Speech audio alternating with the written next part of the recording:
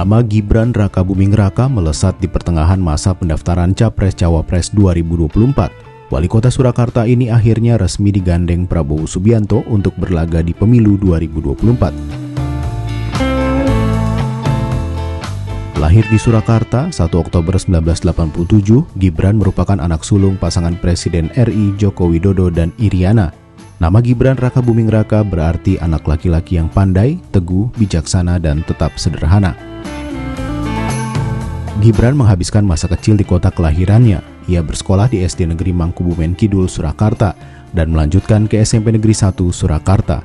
Selepas SMP, sulung dari 3 bersaudara ini menempuh pendidikan di Orchid Park Secondary School, Singapura pada 2002. Gibran meraih gelar sarjana dari Management Development Institute of Singapore pada 2007. Belum puas dengan ilmu yang dimilikinya, ia melanjutkan studi di University of Technology in Perth, Sydney, Australia, hingga lulus pada 2010.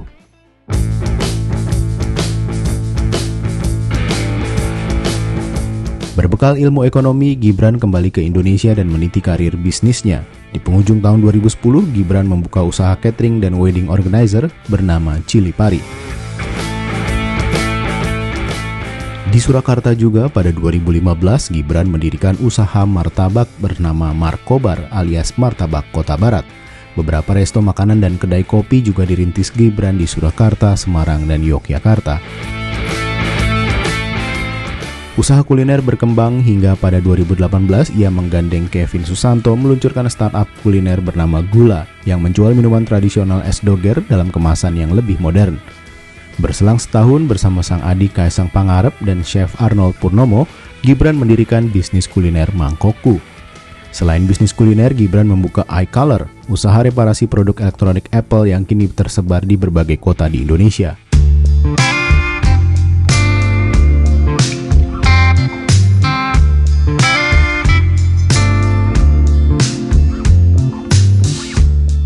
Sukses di berbagai bisnis tidak membuat Gibran menjauh dari dunia politik. Meskipun semula ia pernah menyatakan tidak mau masuk ke politik, nyatanya Gibran justru mengambil langkah mengejutkan. Ayah Jan Etes ini memutuskan ikut dalam kontestasi Pilkada Kota Surakarta 2020. Pada 23 September 2019, Gibran mendaftar sebagai anggota PDIP di kantor DPC PDIP Surakarta. Partai ini juga yang mengantarkan Gibran dan Teguh Prakosa ke kursi Wali Kota dan Wakil Wali Kota Surakarta periode 2021-2024.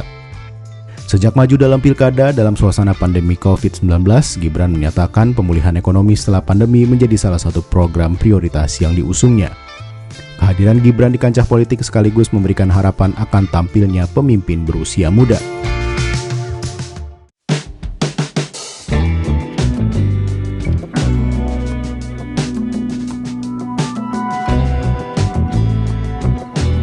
Gibran yang juga sempat menampik akan maju dalam Pilpres 2024 akhirnya mengubah keputusan dan menjadi pendamping Prabowo.